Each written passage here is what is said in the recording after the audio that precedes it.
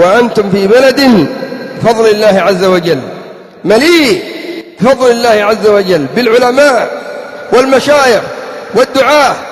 وإن وجدت من يزهد فيهم أو يطعن فيهم، تارى هذا مميع وتارى ذلك يكرر المحاضرات، وذاك لا يجيد كذا وذاك لا يجيد كذا، فاعلم أن هذا من أخوان إبليس. الذي يطعن في علماء السنة في العالم عموما وفي اليمن خصوصا من أخوان إبليس، يزهد في الخير بتلبيس وتدليس. أقلوا عليهم لا أبا لأبيكم من اللوم أو سدوا المكان الذي سدوا. وليس بعيب أن تكرر المحاضرة، ما تكرر تقرر.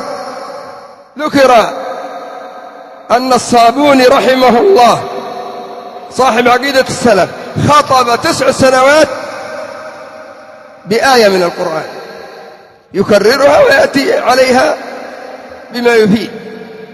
بل أعلى من ذلك نبينا صلى الله عليه وسلم كان يخطب بقاف القرآن المجيد في كل جمعة، ما قيل بالتكرار، وحفظت تلك المرأة قاف والقرآن المجيد فيه النبي صلى الله عليه وسلم. ثم بحمد الله الناس يتفاوتون، هذا عالم وذاك أعلم، وهذا متخصص وذاك عنده ما يفيد. فاحذروا هذا الصنف السيء، هذا الصنف المريض.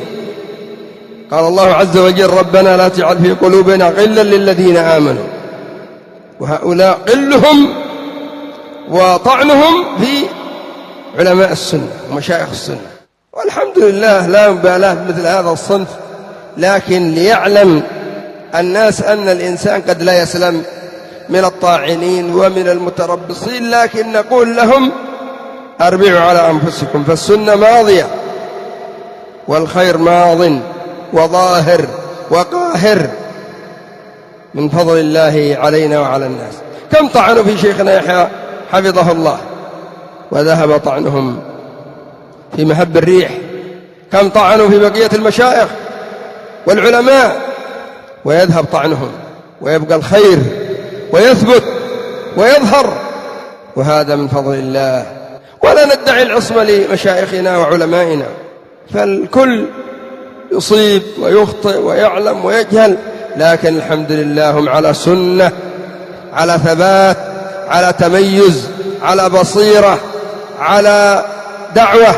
وربما هذا الذي يتهم علماء السنة بالتميع هو المميع، والذي يتهم بعضهم بالتشدد هو المتشدد، كما قيل: رمتني بدائها وانسلت. وإلا فالحمد لله.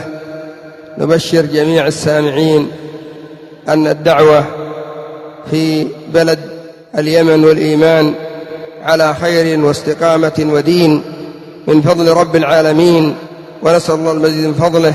وسبحانك اللهم وبحمدك لا إله إلا أنت، أستغفرك وأتوب إليك.